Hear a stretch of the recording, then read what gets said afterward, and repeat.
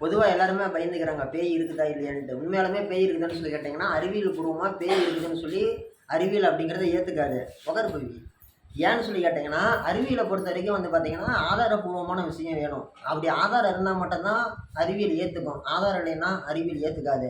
இன்றைக்கி வரைக்கும் பேய் இருக்குது அப்படின்னு சொல்லி நம்ம ஏற்றுக்கிறதுக்கு ஒரு சில காரணங்கள் நம்ம ஏதாச்சும் நம்புகிறோம்னு சொல்லி கேட்டிங்கன்னா, ஒன்லி ஆன் சிசிடிவி ஃபுட்டேஜ்.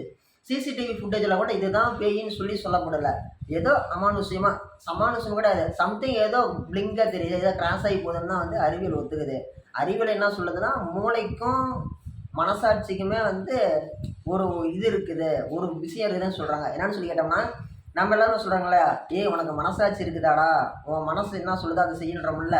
உண்மையாலுமே மனசாட்சி அப்படிங்கிறது இதயத்தில் கிடையவே கிடையாதான். மூளையுடைய ஒரு பார்ட் ஆஃப் திங்கிங் தானா. ஓகேங்களா? எப்படி நம்ம சினிமாவில் வரும்போது ஹீரோ வில்லன் இருக்கிறாங்களோ, அதை நம்ம உள்ளாடியே வந்து பார்த்திங்கன்னா சிறுமூளை பெருமூளை இருக்குதோ, அது மாதிரியே வந்து பார்த்திங்கன்னா மூளையோட ஒரு பகுதி வந்து பார்த்திங்கன்னா, இதை நீ செய்யணும் நம்மளுக்கு ஆர்டர் போடுமா. இன்னொரு பகுதி அவன் ஆர்டர் போட்டால் நீ செய்வியா, இது சரியாக தப்பான்னு யோசிக்க மாட்டியான்னு சொல்லுமா. ஓகேங்களா? ஆர்டர் போடுற அதிகாரத்தில் இருக்கிறது மூளை. ஆர்டர் போடுற ஆளுக்கு கீழே இருந்து இதை செய்யலாமா வேணாமான்னு யோசிக்கிறது இன்னொரு பார்ட்டு. ஓகேங்களா? இதுதான் உள்ள விஷயம். ஓகேங்களா? எப்படி நம்ம மனசு உடம்புகளோடய ஒரே பார்ட்டு 2 விதமாக இது பண்ணுறதோ, அதே மாதிரி தான் வந்து பார்த்திங்கன்னா பேய் இருக்குதா இல்லையா அப்படிங்கிற ஒரு கான்செப்ட்டுமே இருக்குது. ஓகேங்களா? இதெல்லாம் நீங்கள் தெரிஞ்சுக்கோங்க. பேய் அப்படிங்கிறத நான் நேரில் பார்த்துட்டேன். ஓகேங்களா? இன்னுமே கூட வந்து பார்த்திங்கன்னா பேய் பிடிச்சவங்களாம் வந்து பார்த்திங்கன்னா பேய் ஓட்டிகிட்டு இருந்ததெல்லாம் அந்த காலம்.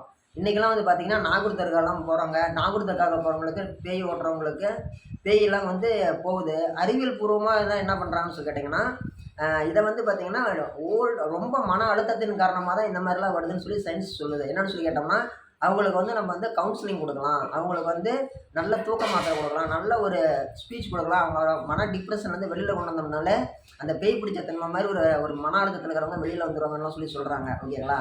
அறிவியல் பேயை ஏற்றுக்கலை. ஓகேங்களா? மனுஷனாக இருக்கிறவங்க எல்லாருமே பேயை நம்புகிறாங்க. இன்றைக்குமே கூட வந்து பார்த்திங்கன்னா ஒரு சில விஷயங்கள் வந்து இன்றைக்கி அமானுஷமாக தான் இருக்குது. நம்ம யாருமே நைட்டு ஒரு 12 மணிக்கு ஒரு ஒரு பயங்கரமான ஒரு பேய் படம் வந்து பார்த்துட்டு, ஒரு ஹாலிவுட் பேய் படம்லாம் பார்த்துட்டு நீங்கள் தனியாக ஒரு ரோட்டில் நடந்து போகணும்னு சொன்னால் போக மாட்டோம். ஒரு பேயை பற்றி பேசிவிட்டு நைட்டு படுத்தவங்கிறதுக்குள்ளே என்ன பயம் இருந்துச்சுன்னு படுத்தவங்களுக்கு தான் தெரியும், மற்றவங்களுக்கு தான் தெரியாது. ஓகேங்களா? தலைக்கு மேலே மயில் இறக்க போட்டு வைக்கிறதும், தலைக்கு கீழே இரும்பு போட்டு வைக்கிறதும், தலைக்கு வந்துட்டு பட்டையை போட்டு தூங்கினதும் படுத்தவங்களுக்கு மட்டும்தான் தெரியும், வேறு யாருக்கும் தெரியாது. நீங்கள் சொன்னால் நம்ப மாட்டீங்க.